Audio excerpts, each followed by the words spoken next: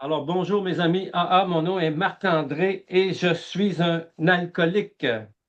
Aujourd'hui, on va voir la 12e étape dans le 12-12, dans les 12 étapes et les 12 traditions expliquées. La semaine dernière, on a vu la 12e étape dans le gros livre Au secours des autres, qui nous expliquait un peu la manière de transmettre à travers notre propre expérience le rétablissement à travers le programme. Alors aujourd'hui, on va voir la 12e étape. Bill nous a approfondi la 12e et la 12e étape dans le 12-12. Elle est portée sur le réveil spirituel. Elle est portée sur notre nouvelle attitude face à la vie en général.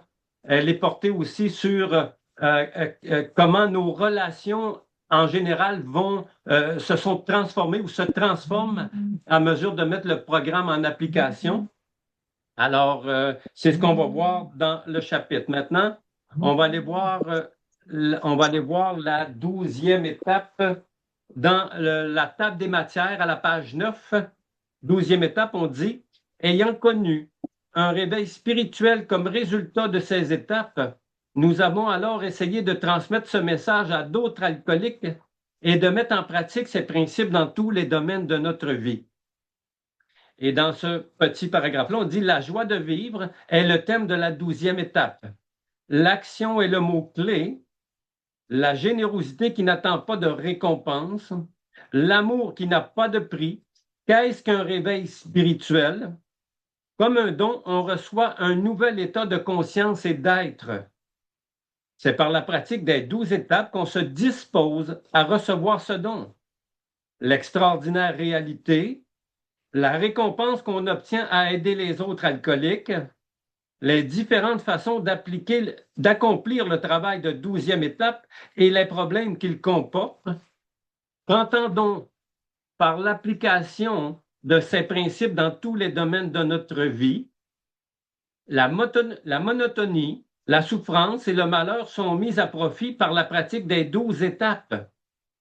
Difficulté de cette pratique, passer de la 2e étape à la 12e étape et au témoignage de foi. La croissance spirituelle est la réponse à nos problèmes. Accorder la priorité au progrès spirituel. Domination et dépendance excessive. Le donnant-donnant comme principe de vie. Se placer sous la dépendance de Dieu est nécessaire au rétablissement des alcooliques.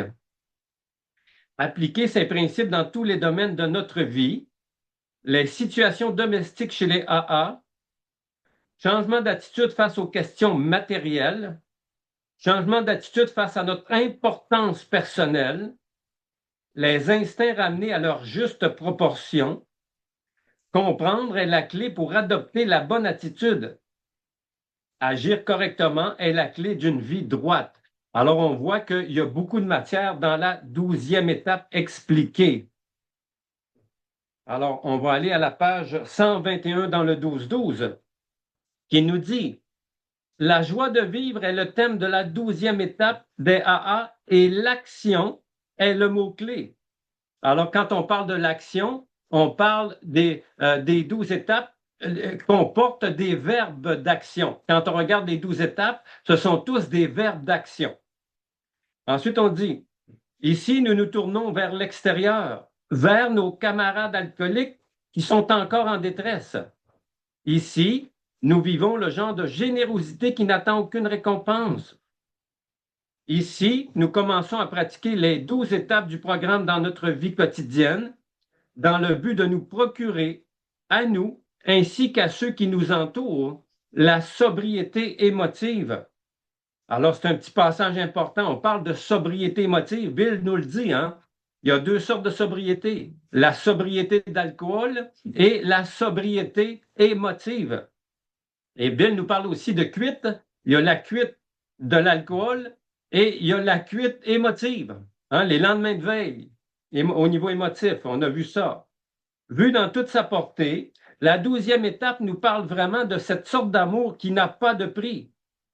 La 12e étape rappelle également que chacun de nous a connu, comme résultat de la pratique de toutes les étapes, ce qu'on appelle un réveil spirituel.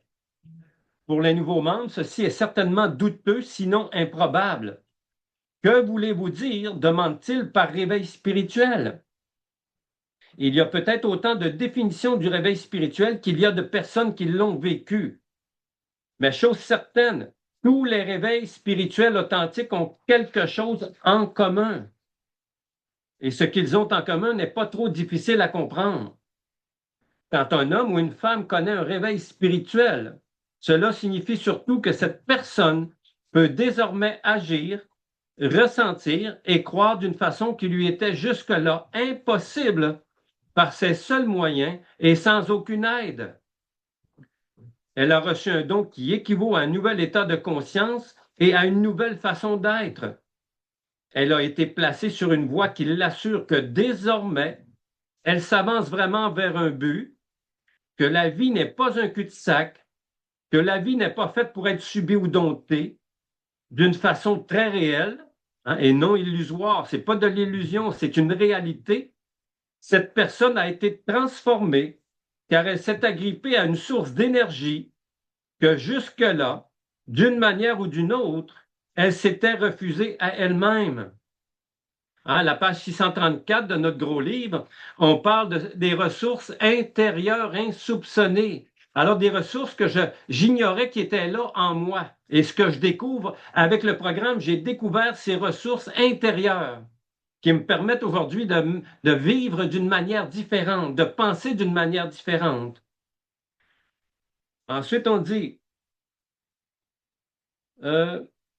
d'une façon très réelle, cette personne a été transformée car elle s'est agrippée à une source d'énergie que jusque-là, d'une manière ou d'une autre, elle s'était refusée à elle-même. Elle se trouve capable d'un niveau d'honnêteté, de tolérance, d'altruisme, de paix d'esprit, quel cadeau pour un alcoolique, la paix d'esprit, et d'amour qu'elle n'avait jamais cru possible.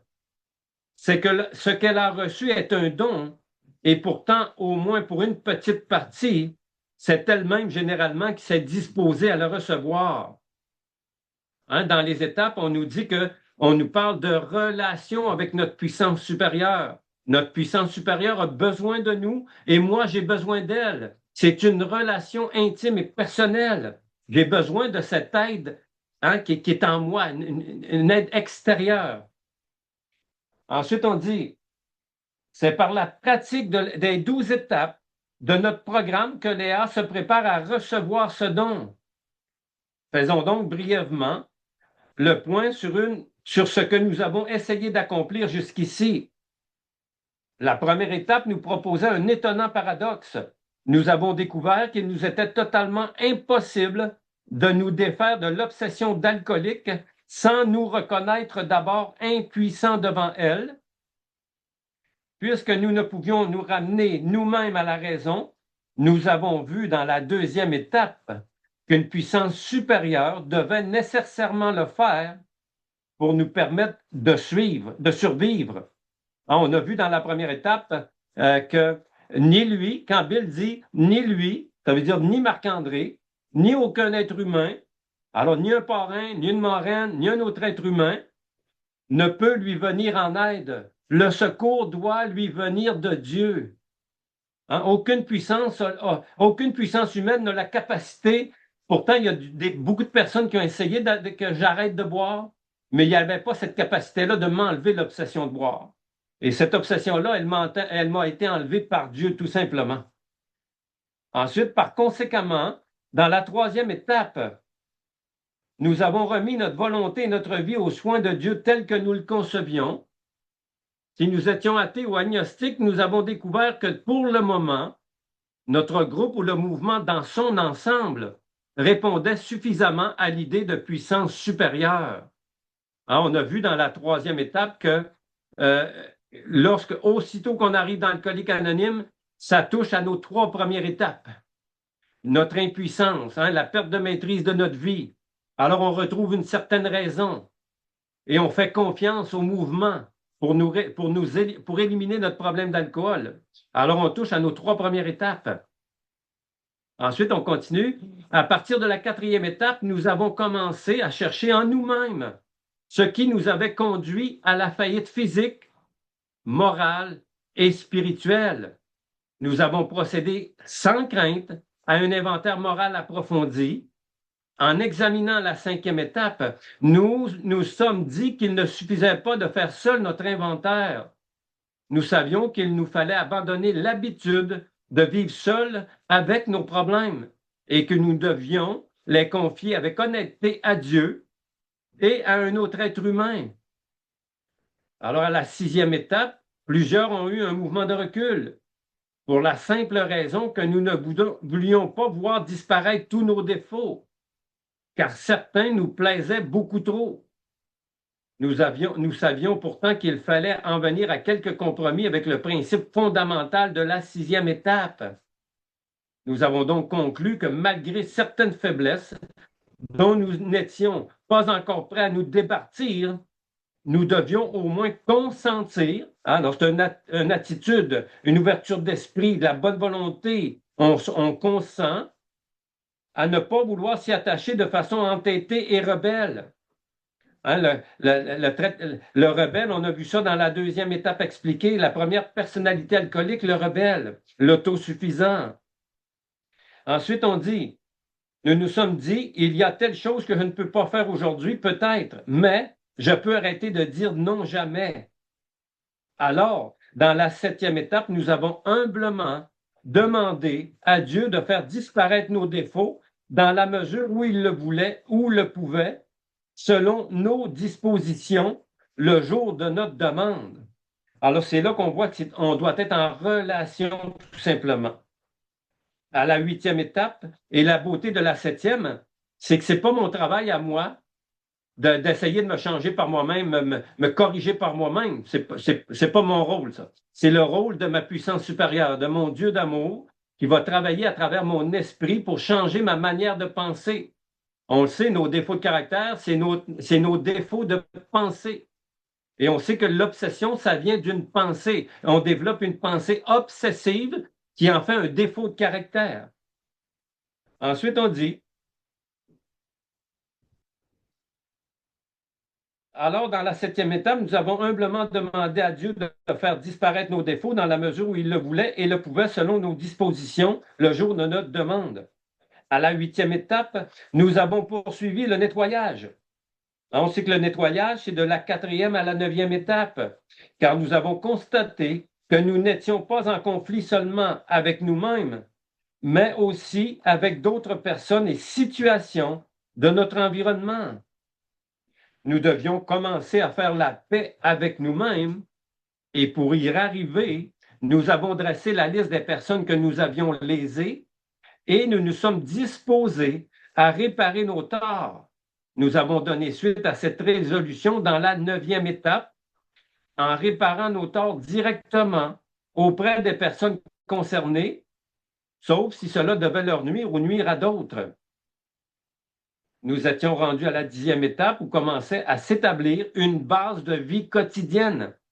Et nous avons pris fortement conscience de la nécessité de poursuivre notre inventaire personnel et d'avouer promptement nos torts au fur et à mesure. À la onzième étape, nous réalisons que s'il était vrai qu'une puissance supérieure nous avait rendu la raison et nous avait rendu capables de vivre avec une certaine paix d'esprit dans un monde grandement bouleversé, alors il valait la peine de mieux connaître cette puissance supérieure par un contact aussi direct que possible.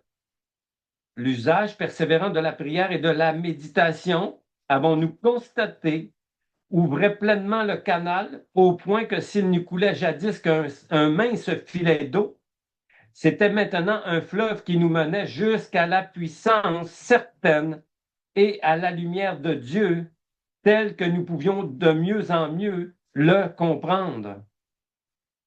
Ainsi donc, la pratique de ces étapes nous a conduit à un réveil spirituel. Alors, c'est la pratique des 11 premières étapes qui va m'amener à connaître ce réveil, dont la réalité ne nous laissait en fin de compte aucun doute. Chez ceux qui en étaient à leur début et qui doutaient encore d'eux-mêmes, nous pouvions voir s'opérer les changements. Et quand on entreprend le programme, progressivement, on se rend compte qu'on n'a pas besoin d'être rendu à la 12e étape pour commencer à ressentir et à voir d'une manière différente. Ça se fait de façon progressive. Ensuite, on dit, chez ceux qui étaient au début et qui doutaient encore d'eux-mêmes, nous pouvions voir s'opérer le changement. Nous basons sur un grand nombre d'expériences semblables. Nous pouvions prédire que les membres encore sceptiques, qui proclamaient toujours de ne pas avoir de tendance spirituelle, persistant à considérer leur cher groupe des AA comme leur puissance supérieure, en viendraient effectivement à aimer Dieu et à l'appeler par son nom. Qu'en est-il maintenant du reste de la 12e étape? L'énergie formidable qui s'en dégage et l'élan empressé de transmettre son message à d'autres alcooliques qui souffrent encore et qui traduit ainsi en action les 12 étapes dans tous les domaines de notre vie est la récompense et la magnifique réalité des alcooliques anonymes. Même le dernier arrivé, même le nouveau d'hier, d'avant-hier, hein, même le dernier arrivé de nos membres peut tirer des récompenses inespérées de ses efforts auprès de son frère alcoolique, de celui qui voit encore moins clair que lui. On se souvient que notre ami Ebi, hein, le parrain de Bill, avait 2 mois d'abstinence quand il est venu transmettre le programme des étapes à Bill. On se souvient que Bill avait 6 mois d'abstinence. Quand il a rencontré le docteur Bob, il cherchait quelqu'un à transmettre le message. Ça lui a pris 6 mois avant de rencontrer le docteur Bob. Et on sait qu'ils sont allés voir le 3e membre, ils ont transmis le message. Il dit car c'est bien là une forme de générosité qui ne demande vraiment rien en retour. L'alcoolique n'attend de son frère souffrant ni argent ni même affection. Et voilà que par le divin paradoxe de cette forme de générosité, il a déjà touché sa récompense, que son frère en ait profité ou non. La récompense, c'est que on devient abstinent de manière absolue. Hein, ça nous prémunit d'une rechute possible, la transmission du message. Ensuite, on dit son caractère peut encore souffrir de graves défauts, mais d'une certaine manière, il sait que Dieu l'a rendu capable de faire un début très important et il a le sentiment de se trouver au seuil d'un nouveau mystère, de nouvelles joies et de nouvelles expériences dont il n'avait même jamais rêvé. Tous les membres, ou presque, déclarent qu'ils n'ont jamais connu de satisfaction plus profonde, ni de joie plus grande que par une 12e étape bien faite. Alors, une 12e étape bien faite, je m'assure de transmettre le message aux nouveaux, aux nouvelles. Je leur offre le programme, tout simplement. Je les guide à travers le programme et quand je vois leur transformation, ça me réjouit énormément. J'en retire une joie profonde de voir leur transformation, de voir reprendre conscience et reprendre la maîtrise de leur vie d'une manière différente. Ensuite, on dit tous les membres ou presque déclarent qu'ils n'ont jamais connu des satisfactions plus profondes ni de joie plus grande que par une 12e étape bien faite, de voir s'ouvrir avec émerveillement les yeux de ces hommes et de ces âmes, de ces femmes qui passent des ténèbres à la lumière, de voir leur vie prendre soudainement une signification et une orientation nouvelle, de voir se réconcilier des familles entières, de voir l'alcoolique rejeté reprendre sa place de citoyen à part entière dans la communauté et surtout de voir ces gens s'éveiller à la présence d'un Dieu d'amour dans leur vie. Voilà en substance notre récompense pour avoir porté le message des AA à d'autres alcooliques. Ensuite, on dit, lorsque nous assistons aux réunions des AA, ce n'est pas seulement pour notre profit personnel. Mon parrain m'a toujours dit, Marc-André, va pas chercher quelque chose, apporte ta contribution, va porter, va donner. Et plus tu vas donner, plus tu vas recevoir. Il m'a amené à me détacher de mon égoïsme et de mon égocentrisme. Je ne savais pas que j'étais égoïste à ce point-là, puis un égocentrique. Et il m'a amené à me tourner vers les autres. Il dit, mais aussi pour apporter à d'autres le réconfort et le soutien de notre présence lorsque vient notre tour de parler dans une réunion C'est une autre façon de porter le message des AA, qu'il y ait une seule personne ou plusieurs pour nous écouter. C'est toujours du travail de 12e étape. Il y a plusieurs autres occasions. On dit nous pouvons être de ceux qui rendent possible le travail de 12e étape en accomplissant des tâches qui, tout en étant peu spectaculaires, n'en sont pas moins importantes, comme celle de préparer le café, les gâteaux après la réunion. C'est souvent là, au milieu des rires et des conversations, que des nouveaux sceptiques et méfiants ont trouvé la confiance et le réconfort. Hein, puis par Zoom, ben, on peut faire de l'animation, du host, co-host. Il y a plein de petits travails là, à l'ombre que les gens peuvent participer à leur manière. Ensuite, on dit voilà de la 12e étape à l'état pur. Vous avez reçu gratuitement, donné gratuitement. Telle est l'essence de cette partie de la 12e étape. Il nous arrivera souvent de vivre des expériences de 12e étape qui nous laisseront pour un temps l'impression de ne pas être à la hauteur.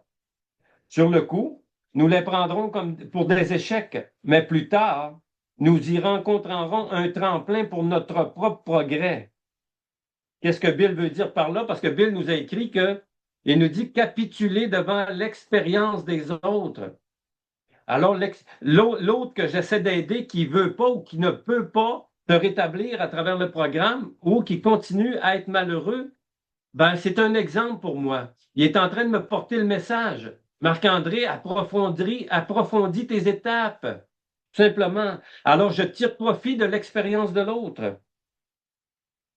Ensuite, on dit, par exemple, nous voulions à tout prix aider une certaine personne à devenir abstinente et après plusieurs mois d'efforts consciencieux, voilà qu'elle rechute. Cette déception se répétera peut-être sur toute une série de cas et nous laissera profondément découragés de notre incapacité à transmettre le message des AA. Nous sommes alors tentés de devenir quelque peu possessifs envers ces nouveaux membres. Nous cherchons peut-être à leur donner des conseils qui débordent vraiment notre compétence ou que nous devrions pas offrir du tout. Ah, ça nous ramène au docteur Bob et les pionniers. Docteur Bob, il nous dit, notre seule expertise, c'est notre alcoolisme. Nous ne sommes pas des conseillers matrimoniaux, juridiques, familiaux. La seule chose, c'est de transmettre le programme et de le mettre en application telles qu'elles sont écrites. Notre Bob, il dit, il n'y a pas d'interprétation possible au niveau du programme. Nous devons tout simplement les appliquer à la lettre telles qu'elles sont écrites, une après l'autre. Ensuite, on dit de ne pas déborder de nos conseils, juste au niveau. Alors, je ne me trompe jamais, moi, lorsque je ramène quelqu'un dans le programme. Les seuls conseils que je peux donner, c'est dans le programme, à travers ce qui est écrit, à travers mon expérience, mon application du programme dans ma vie personnelle. Ensuite, toujours à la page 127, et alors, nous sommes offusqués ou chagrinés qu'on rejette nos conseils ou qu'on les accepte et que la situation se détériore. À force de multiplier les démarches zélées de 12e étape, nous transmettons parfois le message à un si grand nombre d'alcooliques qu'ils nous élèvent à un poste de confiance. Disons qu'ils nous élisent à la présidence d'un groupe. Une fois de plus, nous sommes tentés de vouloir tout conduire et en résulte parfois des rebuffades. Alors, du mépris, du hargne, du refus, c'est ça la rebuffade. Et d'autres conséquences qui ne sont pas faciles à accepter. Mais à plus long terme, nous voyons bien qu'il s'agit de crise de croissance et nous n'en tirons que du bien si, à condition nous nous en remettons de plus en plus à l'ensemble des 12 étapes pour obtenir nos réponses. On dit maintenant, que veut-on dire par la pratique de ces principes dans tous les domaines de notre vie? Pouvons-nous éprouver pour l'ensemble du mode de vie, alors les 12 étapes, autant d'attrait que pour la petite partie qui nous apparaît quand nous essayons d'aider un autre alcoolique à parvenir à l'abstinence? Pouvons-nous apporter dans notre vie de famille, souvent perturbée, le même esprit d'amour et de tolérance que dans notre groupe des AA? Pouvons-nous entretenir à l'égard des personnes que notre maladie a contaminé ou même handicapé moralement le même niveau de confiance et d'abandon qu'avec notre parrain? Pouvons-nous réellement transporter l'esprit du mouvement dans notre travail quotidien? Hein, Bill nous l'a dit. Nous devons mettre ces principes en pratique à la maison, les amis, le travail, alors dans tous les domaines.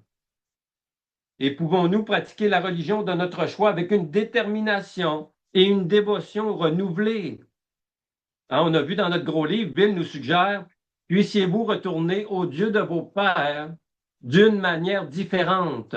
Simplement, Bill, il nous a écrit ça. Bill, il a même écrit dans le gros livre, empressez-vous de mettre à profit ces principes religieux. Bill ne dit pas de retourner à l'église à tous les dimanches, c'est pas ce qu'il dit. Bill nous parle des principes, d'ouvrir notre esprit aux principes spirituels, simplement. Ensuite, on dit, pouvons-nous trouver une nouvelle joie de vivre en essayant d'améliorer chacune de ces situations? Et encore, comment réussirons-nous à composer avec ces semblants de succès et d'échecs? Pouvons-nous les accepter les uns comme les autres et nous y adapter sans découragement ni orgueil? Pouvons-nous accepter avec courage et sérénité la pauvreté, la maladie, la solitude et le deuil? Alors, j'ai passé à travers tout ça, moi, ce qui est écrit. Pouvons-nous, sans broncher, nous contenter de satisfactions plus modestes, mais parfois plus durables, si des succès plus éclatants et plus remarquables nous sont refusés? Hein, quand on parle d'acceptation, là, il y a une référence à la page 464. L'acceptation est la réponse à tous mes problèmes. Mais je peux vous confirmer, avant d'en arriver à l'acceptation, j'ai eu besoin de faire le ménage en moi, de nettoyer mon esprit. Ensuite, on dit toujours à la page 128, quant à savoir si nous pouvons en venir à vivre ainsi, les AA répondent, oui, cela est possible. Nous le savons parce que nous avons vu la monotonie, la douleur et même le malheur tourner à l'avantage de ceux qui ont tenu bon dans la pratique des 12 étapes. Un petit peu plus bas, on dit, sans nécessairement retourner à notre premier vers, il nous arrive de dérailler assez sérieusement. Hein, Bill nous en a parlé dans la 3e étape, quand Bill dit, les portes se refermeront violemment. Les portes de l'esprit vont se refermer. Mon ancienne manière de penser, on le dit, nos anciennes idées dans la méthode, nos anciennes idées ne nous ont rien donné. Alors, mon ancienne façon de penser va revenir. Hein, on dit que l'alcool est rusé, pervers, déroutant. Alors, l'esprit de l'alcoolique, il est comme ça aussi. Nos défauts de caractère peuvent réapparaître et fermer notre esprit complètement. Une expérience, un mot, une phrase, une personne. Alors, ça peut arriver. Ensuite, on dit, et en maintes circonstances, c'est l'indifférence qui est à l'origine de nos difficultés. Nous sommes abstinents et heureux de notre travail au sein des AA. Les choses vont bien à la maison et au bureau. Nous nous félicitons tout naturellement d'attitudes qui, plus tard, se révéleront beaucoup trop faciles et superficielles. Nous cessons de progresser pour un temps parce que nous sommes persuadés de ne pas avoir besoin de toutes les 12 étapes. Nous nous débrouillons bien avec quelques-unes, voire peut-être seulement 2 étapes. La première est cette partie de la 12e qui nous amène à transmettre le message. Alors j'arrête de boire, je me sens bien, je vais commencer à transmettre le message, mais je vais mettre le reste du programme de côté. J'en ai pas besoin. Le danger, il est là, c'est un danger. Ensuite, on dit, dans le jargon américain des AA, on appelle cela du two-stepping. Une personne peut s'y adonner pendant des années. Même les plus vieux intentionnés d'entre nous peuvent tomber dans ce piège. C'est un piège. Tôt ou tard, les nuages roses se dissipent et, à notre plus grande déception, la vie redevient terne. Nous commençons à croire qu'après tout, les AA nous apportent bien peu. C'est la confusion et le découragement. Puis, peut-être que la vie, comme elle seule sait le faire, nous sert soudainement une de ces bouchées énormes que nous ne serions d'aucune manière avalés, alors les difficultés et encore moins dirigés. La promotion que nous avions tant préparée nous échappe, nous perdons un bon emploi, peut-être encore de graves déceptions familiales ou sentimentales, ou notre fils que nous avions confié à Dieu meurt à la guerre. Ensuite, on dit, auparavant, nous ne pouvions pas y faire face.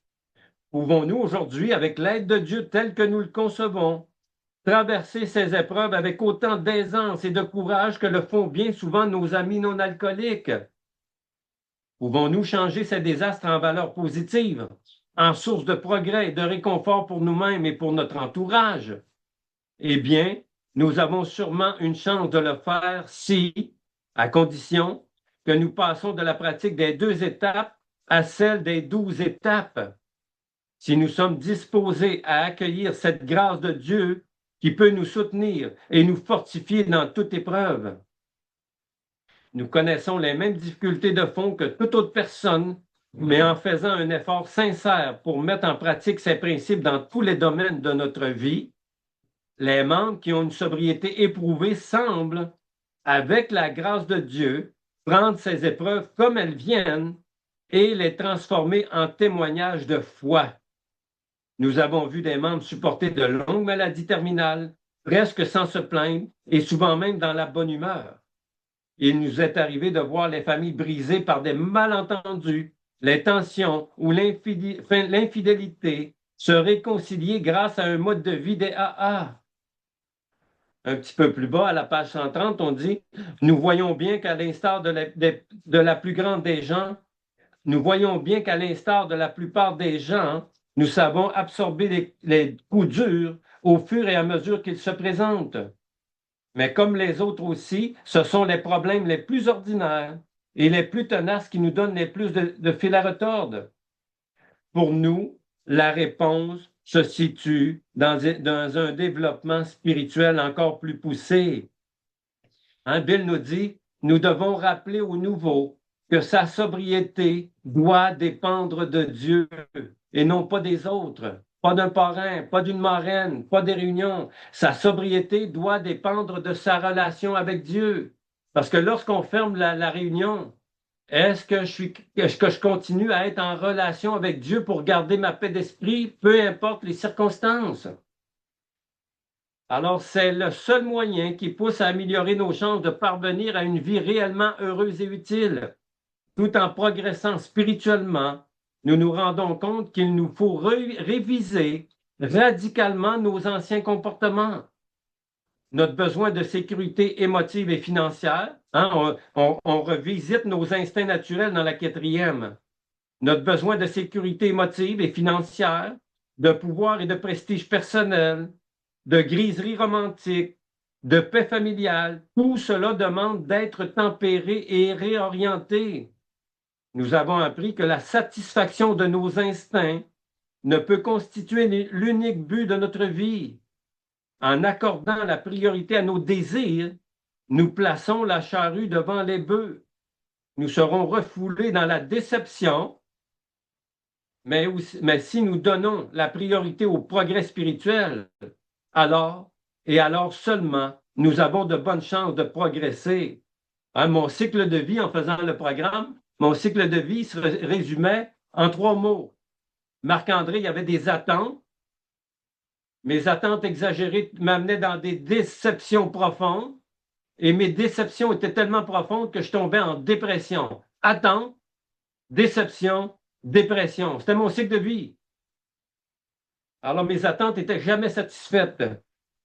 On dit, si une fois chez Léa, nous progressons toujours, il se produira peu à peu un profond changement dans notre attitude, dans notre façon de penser et dans notre démarche vers la sécurité, tant émotive que financière. La sécurité émotive que nous exigions nous a toujours conduit, en raison même de nos exigences, à des relations impraticables avec les autres. Il se peut qu'à l'occasion, nous n'en ayons pas été conscients, mais le résultat était toujours le même. Ou bien nous tentions de nous substituer à Dieu et de dominer les gens de notre entourage, ou bien nous nous entêtions à compter sur eux sans limite. Alors la référence de ça, c'est à la page 70 du gros livre.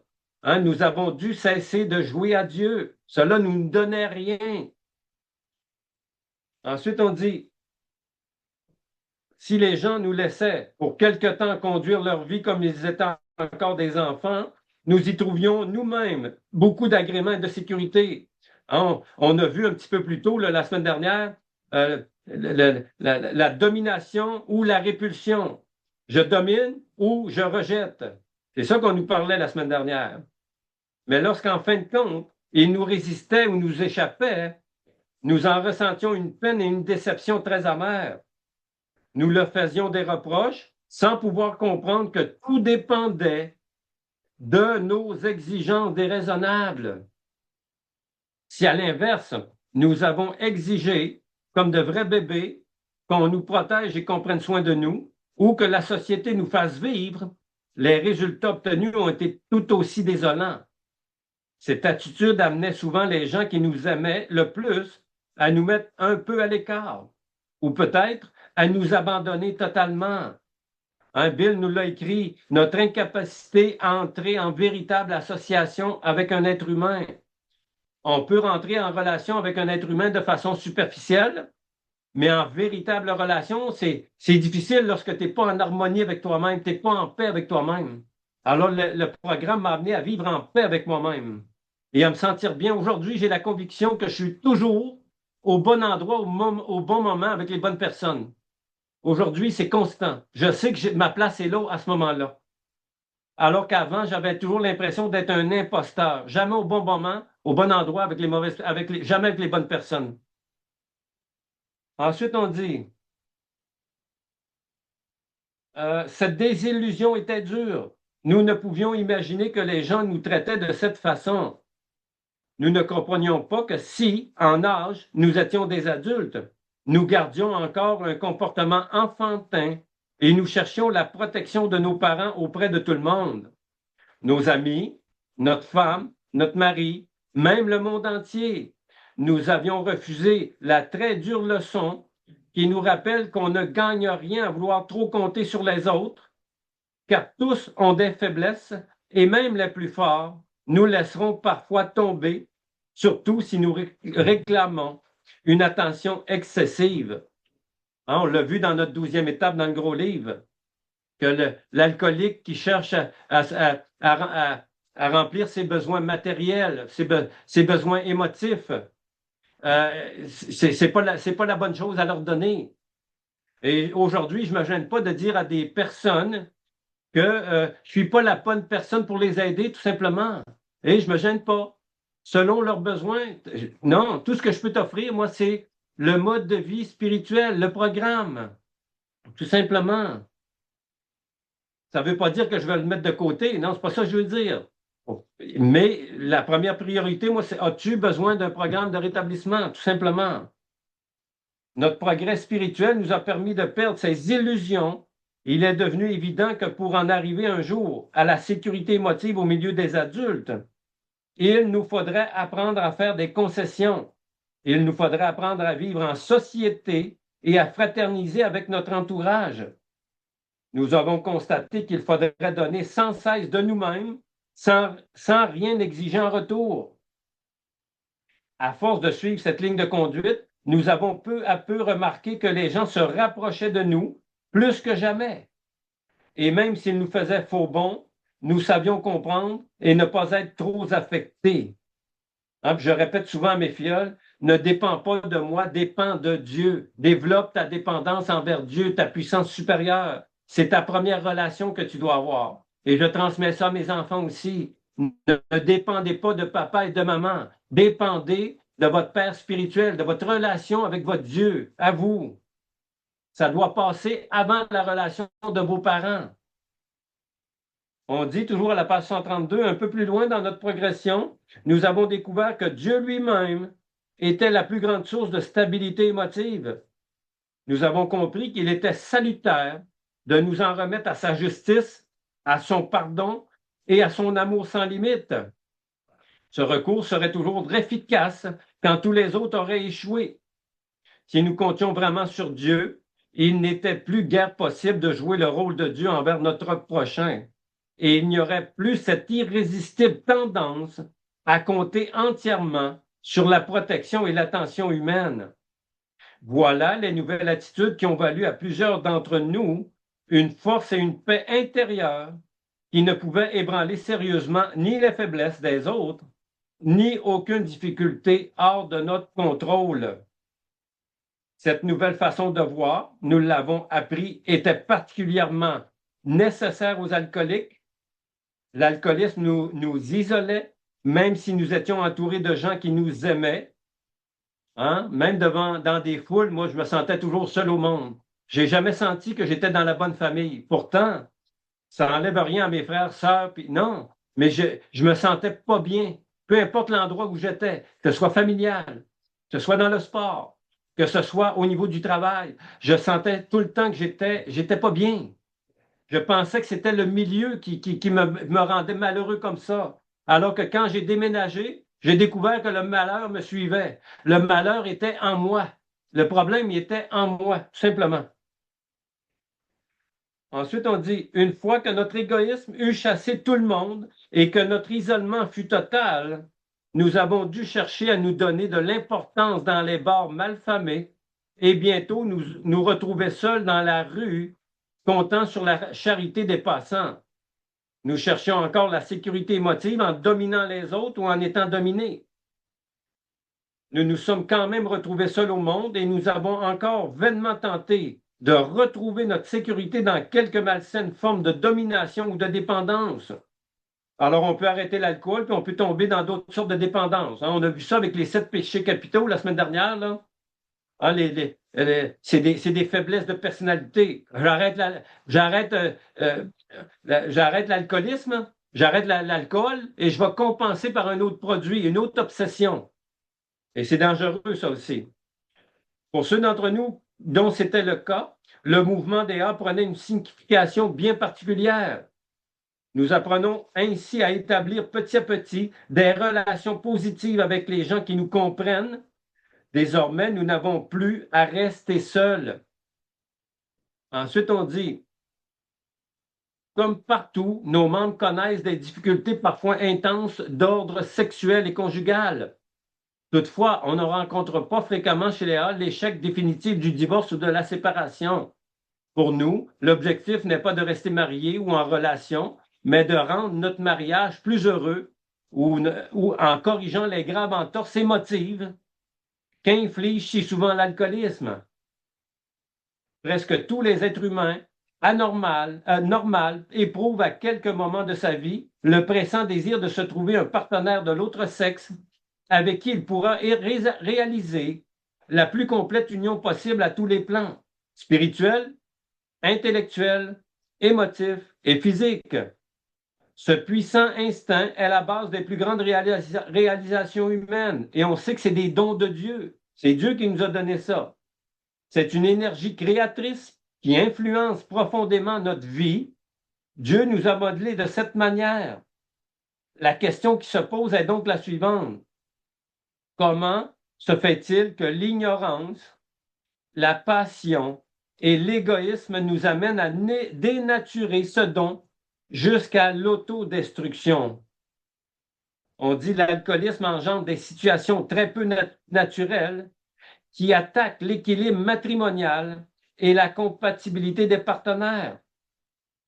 Les choses se compliquent et le mari devient un enfant malade. On parle du mari, là, parce qu'à l'époque, c'était plus l'homme. Mais aujourd'hui, on peut mettre ça dans les deux. Là. Le mari ou la femme devient un enfant malade et irresponsable qui exige des soins. Il faut sans cesse le tirer de situations embarrassantes et de mauvais pas. Peu à peu, et souvent à son insu, la femme finit par devoir jouer le rôle d'une mère envers un enfant égaré. De toute évidence, la vie de couple est à peine possible dans ces circonstances. La femme continue ordinairement de faire de son mieux, mais entre-temps, l'alcoolique en vient à aimer et à détester tour à tour l'attitude maternelle de sa partenaire. Il s'établit ainsi un système de comportement qui ne serait peut-être pas facile à corriger plus tard. Par contre, avec les 12 étapes des AA, la situation peut souvent se redresser. Si le ménage a été fortement déséquilibré, on devra user beaucoup de patience. Ah, il y a un petit astérix là, qui nous ramène en bas de la page. Les groupes familiaux à la non à la latine utilisent aussi les étapes sous une forme adaptée. Ces groupes ne font pas partie des AA, mais ils forment une association internationale de conjoints ou de conjointes, d'autres parents ou d'amis de personnes alcooliques, membres des AA ou buveurs. Alors, il y a les Alanon qu'on peut suggérer à des personnes atteintes par l'alcoolisme de quelqu'un d'autre. Ensuite, on va aller un petit peu plus loin. Euh, Avec persévérance, il tâche de pratiquer au foyer les 12 étapes des A et souvent, il obtient des résultats intéressants alors avec fermeté, mais aussi avec tendresse, il commence à se comporter comme un partenaire et non plus comme un mauvais garnement. Surtout s'il est enfin convaincu que les folles aventures amoureuses ne sont pas pour lui. On compte chez les A de nombreux alcooliques célibataires qui désirent se marier et qui le peuvent. Certains trouvent leur conjoint parmi leurs amis du mouvement. Alors, il n'y a que 12 étapes dans les alcooliques anonymes. 12. Alors, le programme nous dit qu'il peut se former des couples d'alcooliques anonymes et c'est normal. Ensuite, on dit, dans l'ensemble, comment s'en tirent-ils? Dans l'ensemble, ils font d'excellents mariages. Le fait que les partenaires aient connu les mêmes souffrances lorsqu'ils buvaient et qu'ils partagent un intérêt commun envers les AA et les questions spirituelles favorise souvent ces unions. Les difficultés surgissent seulement dans le cas des coups de foudre qui éclatent entre deux membres comme entre deux collégiens. Les futurs conjoints doivent être des membres sérieux qui se connaissent depuis assez longtemps pour vérifier si leur affinité spirituelle, mentale et émotive est bien réelle et non illusoire. Ils doivent s'assurer le mieux possible qu'aucune anomalie émotive obscure chez l'un ou l'autre ne puisse faire surface et les meurtrir sous la pression des événements. Ces conseils importants s'adressent aussi aux membres qui choisissent un partenaire à l'extérieur du mouvement. Si les intéressés savent clairement à quoi s'en tenir et s'ils adoptent un comportement adulte, on doit s'attendre à de très bons résultats. Que dire maintenant de nombreux membres des AA qui, pour les raisons les plus diverses, ne peuvent fonder un foyer? S'il ne leur est pas accessible, les AA peuvent-ils offrir des joies aussi appréciables et durables? Sûrement, si ces membres s'appliquent sérieusement à les rechercher. Entourés de tellement d'amis parmi les AA, ces prétendus solitaires nous assurent qu'ils ne se sentent plus seuls. Libres de toute responsabilité matrimoniale, ils peuvent s'engager dans des entreprises qu'on ne pourrait confier à des hommes ou des femmes ayant charge de famille. Tous les jours, nous voyons de ces membres rendre des services prodigieux et en tirer de grandes joies en retour. Ensuite, on dit à la page 138, l'argent est synonyme de plaisir et de prestige.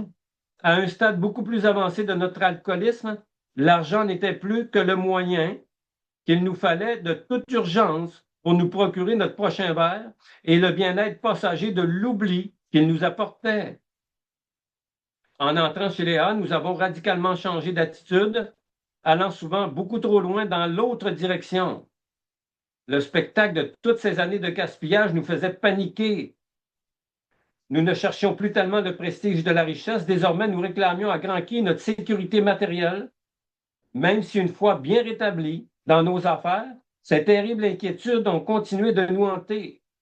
Et une fois de plus, nous étions redevenus avares et grippe-sous. Et il nous fallait à tout prix la sécurité financière totale.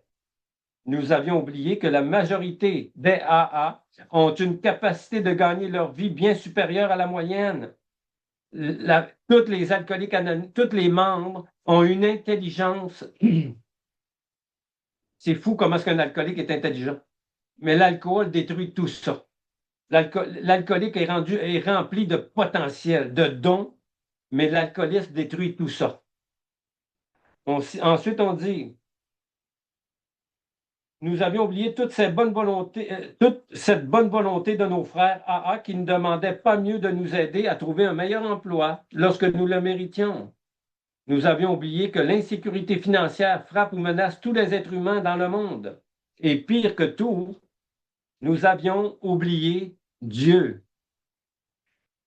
Pour les affaires d'argent, nous n'avions confiance qu'en nous-mêmes et encore.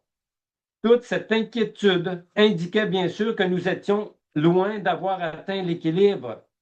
Ça veut dire qu'on ne fait pas confiance à Dieu dans ce domaine-là.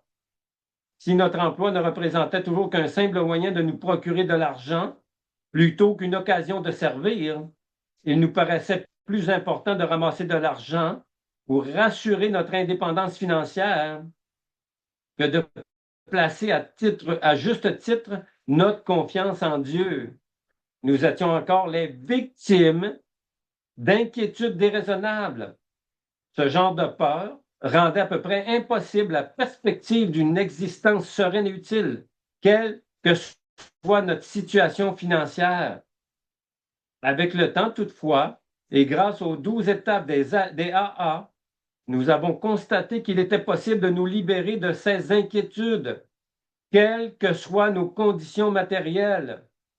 Nous pouvions joyeusement nous acquitter d'humbles travaux sans nous inquiéter le lendemain.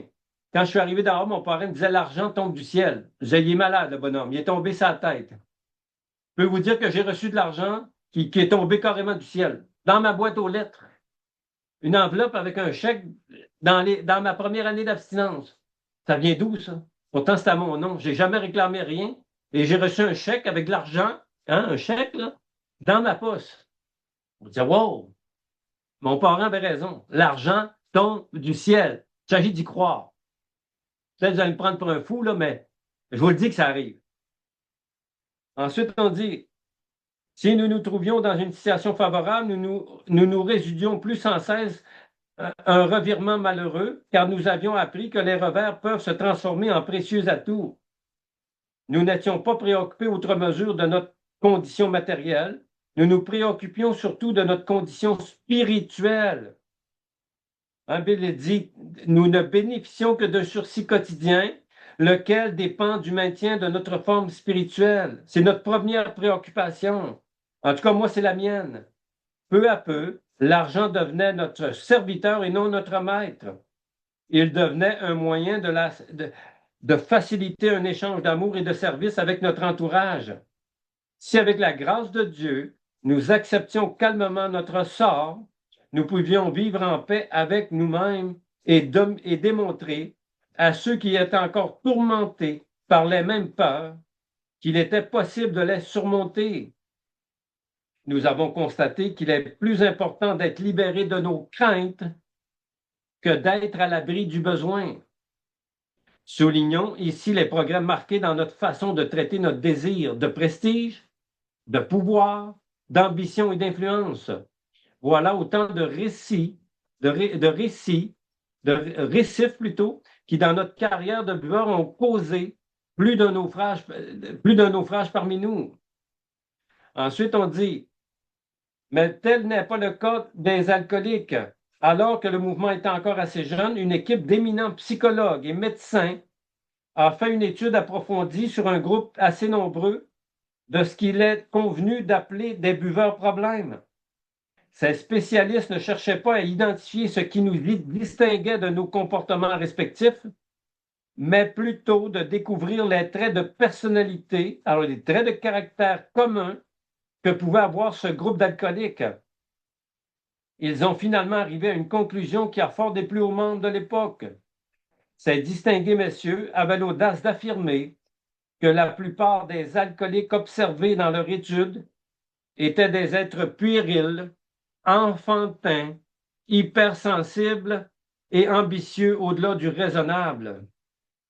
Comme ce verdict nous piquait au vif, nous les alcooliques, nous ne voulions pas croire que nos rêves d'adultes n'étaient que trop souvent des rêves vraiment enfantins. En fait, compte tenu des dures épreuves que la vie nous avait apportées, nous considérions tout naturel d'être à ce point sensibles. Ensuite, on dit, depuis ce temps, toutefois, nous en sommes presque tous venus à partager l'avis de ces experts. Nous avons acquis de nous-mêmes. Pourquoi qu'on en vient à confirmer ça? C'est parce qu'on a fait notre ménage intérieur. On a vu à quel point L'alcoolique, comme alcoolique, on est des êtres hypersensibles, enfantins. Hein, l'égoïsme, l'égocentrisme, hein, l'apitoiement, le ressentiment. Et dans l'apitoiement, il y a du boudage. Aller bouder dans mon coin comme un petit bébé qui a pas ce qu'il veut, là. C'est ça. C'est mon trait de caractère.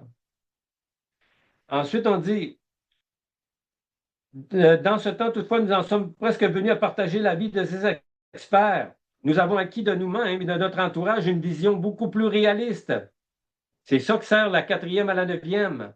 Nous avons reconnu que des craintes et des angoisses absurdes nous incitaient à traiter comme une question de vie ou de mort la conquête de la renommée, de la fortune et de ce que nous pensions être le pouvoir. Ainsi donc, l'envers de cette fâcheuse peur était une fierté mal placée pour masquer nos sentiments d'infériorité les plus profonds. Il nous fallait à tout prix occuper le premier rang. Et Bill nous l'a écrit, hein? C'est pas juste Bill. Bill l'a écrit, mais les 100 premiers membres de l'époque ont dit nous souffrons tous d'un sentiment d'infériorité. Et je suis très confortable en disant que j'avais ce sentiment d'infériorité-là. Je plaçais toujours les autres sur un piédestal et moi, mon image, ma valeur personnelle, c'était rien. Je valais rien. J'avais pas d'estime, j'avais beaucoup de mépris pour moi-même.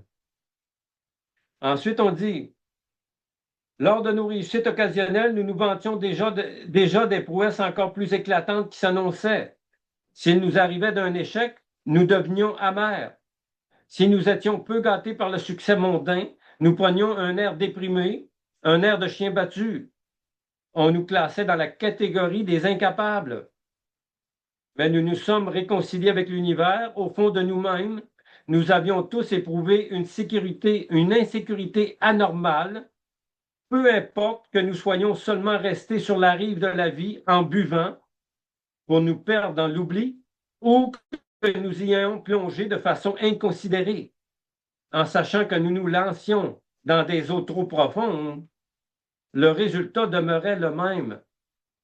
Nous avons failli nous noyer dans une mer d'alcool, mais aujourd'hui, chez les membres vraiment parvenus à maturité, ces impulsions maladives sont corrigées et ont repris une direction normale. Nous ne cherchons plus à dominer ou à régenter notre entourage pour augmenter notre prestige. Nous ne cherchons plus la renommée et les honneurs pour que les gens nous applaudissent. Si par suite de notre dévouement auprès de notre famille et de nos amis, ou de notre entreprise, et dans la société, nous attirons l'affection générale et sommes parfois désignés pour occuper des postes de responsabilité et de confiance, nous tâchons de montrer notre gratitude avec humilité et de nous dépenser encore davantage dans un esprit d'amour et de service. Marc-André ne doit pas oublier que c'est par la grâce de Dieu qui est ce qu'il est aujourd'hui, ce qu'il est devenu. C'est par la grâce de Dieu, tout simplement. Et ça, je ne dois pas perdre ça de vue. Le pouvoir véritable, nous semble-t-il, s'appuie sur le bon exemple et non sur un vain étalage de puissance et de gloire. Ce qui est encore plus merveilleux, c'est de sentir que pour être utile et profondément heureux, nous n'avons pas tellement besoin de nous distinguer des autres.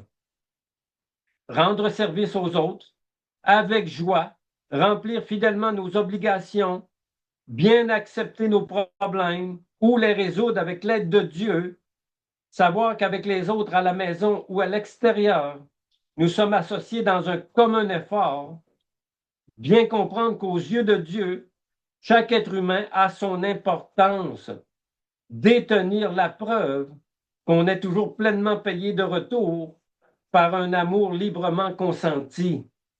Garder la certitude que nous ne sommes plus seuls ni enfermés dans une prison que nous aurions nous-mêmes érigée.